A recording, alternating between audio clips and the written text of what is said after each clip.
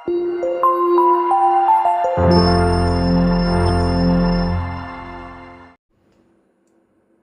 Guys, this is Sai dental vlogs and I am doctor Abhishek Pati back with another video. कुछ दिन पहले मैंने एक इंस्टाग्राम में वीडियो और एक स्टोरी डाला था कि जिसमें एक स्वेलिंग हो जाता है एक फीमेल की फेस के ऊपर।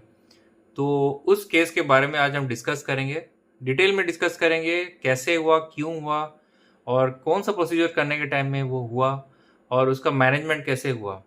तो फर्स्ट ऑफ ऑल ये केस मेरे पास रिफर्ड आया था जिसमें पेशेंट का कैनाइन स्पेस इन्फेक्शन था। अब कैनाइन स्पेस इन्फेक्शन क्यों था? क्योंकि कैनाइन टूथ जो 1-3 था उसमें डेंटल कैरीज था और उस टाइम पे पेशेंट को जब रूट कनाल का प्रोसीजर परफॉर्म किया गया तब ये स्वेलिंग आई। तो आपको लग रहा होगा कि कैनाइन तो एक बहुत ही इजी टूथ होता है जिसमें एक सिंगल कैनाल रहती है, कभी कभी 2 भी रह सकती है वैसे। तो इसमें कैसे इस टाइप का स्वेलिंग आई के नीचे आ गया इंफ्रा ऑर्बिटल रीजन में? अब तो हम जानते ही हैं हमारे फेस के अंदर 24 डिफरेंट स्पेसेस होते हैं हेड एंड नेक रीजन में। तो ये एक पर्टिकुलर जो स्पेस होता है कैनाइन स्पेस इन्फेक्शन, तो किस लिए होता है infection? May be due to trauma और ड्यू टू डेंटल केरीज। अब हमारा जो सप्लाई होता है कैनाइन टूथ में वो कौन से नर्व का होता है? Anterior superior alveolar nerve and middle superior alveolar nerve. तो उसके लिए हम इंफ्रा ऑर्बिटल नर्व ब्लॉक देते हैं। आप लोगों ने तो पढ़ा ही होगा।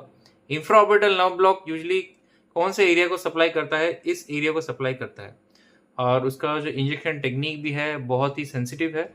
ज़्यादा जोर से या फिर कुछ स्पेस में, अगर इंफ्राऑर्बिटल स्पेस में आपका इंजेक्शन चला जाए तो उस टाइम पे there can be a swelling like that.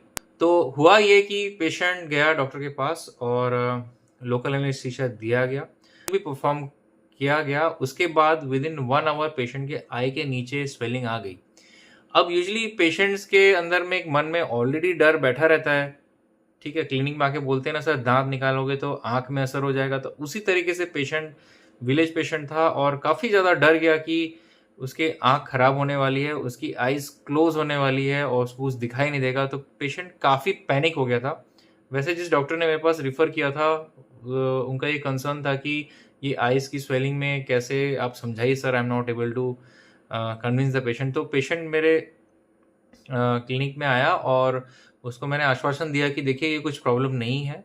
और उसको इमीडिएटली हमने सबसे पहले व्हाट डिड वी डू, सबसे पहले हमने पेन का मैनेजमेंट किया। सबसे first what we did is we gave a Dynapar injection, जो ताकि कोई भी इन्फ्लेमेशन और ज़्यादा आगे ना बढ़े और उसमें जितना भी पेन है वो कम हो जाए।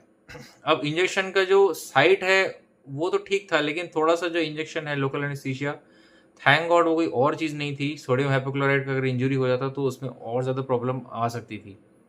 तब इंफ्राऑर्बिटल नर्व ब्लॉक जब उस कैनाइन टूथ में दिया गया उसको ब्लॉक करने के लिए, तो वो चला गया आपका इंफ्राऑर्बिटल स्पेस में, जिसकी वजह से ये स्वेलिंग आई।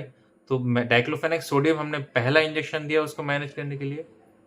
दूसरा इंजेक्शन हमने दिया उसको वाइसोलोन का 40 mg का अपने इंजेक्शन दिया, ताकि कोई भी एलर्जिक रिएक्शन ना हो या फिर जो स्वेलिंग, ह्यूज स्वेलिंग होगी वो इमीडिएटली कम हो जाए।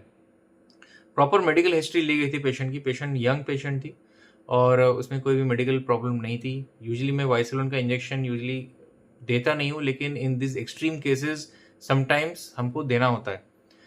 तीसरी चीज़ जो हमने दी उसको वो है काइमोरल फोर्ट। काइमोरल फोर्ट जो होता है ट्रिप्सिन काइमोट्रिप्सिन कॉम्बिनेशन का टैबलेट्स होता है, जिसमें हमारा इंजाइमेटिक एक्टिविटी जो होती है इन्फ्लेमेटरी प्रोसेस का वो रिड्यूस होता है, स्वेलिंग भी कम होती है।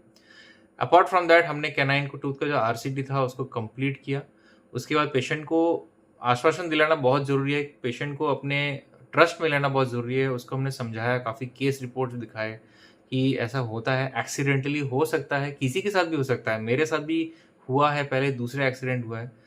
तो इसमें अगर आप ब्लेम करोगे कि नहीं आपकी वजह से हुआ, ऐसा बिल्कुल भी नहीं है। ये कभी-कभी प्रोसीजर्स हो जाता है, कभी-कभी आप जानते ही होंगे कि हम इंजेक्शन देते हैं, ब्लॉक देते हैं ना, तो होता नहीं है ब्लॉक एक बार में, 2 बार 3 बार देना होता है।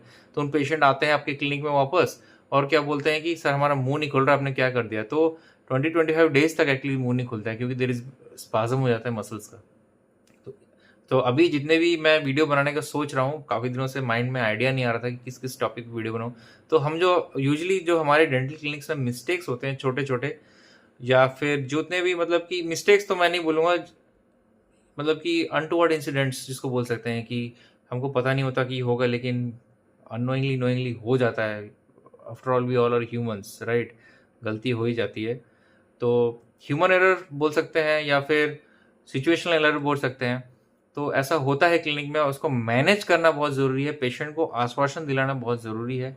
तो हमने पेशेंट को आश्वासन दिलाया, पेशेंट को रेफ़र किया वापस उनके पास, पेशेंट ने क्राउन लगवाया, पेशेंट बिल्कुल 3-4 दिन में patient was alright, there was no such pain, only due to the swelling, जो ह्यूज स्वेलिंग आ गई थी उसकी वजह से पेशेंट काफ़ी ज़्यादा डर गई थी। तो आज का वीडियो यहीं। अगर आप मेरे इस चैनल को लाइक करते हैं, प्लीज़ डू शेयर, सब्सक्राइब। जल्दी हमारे 1.5 लाख सब्सक्राइबर्स होने वाले हैं और जल्दी-जल्दी सब्सक्राइब करिए। मैं आप मेरे इंस्टा चैनल को भी फॉलो कर सकते हैं, sai_dental मेरा इंस्टा आईडी है। Till then take care, love you all, bye bye.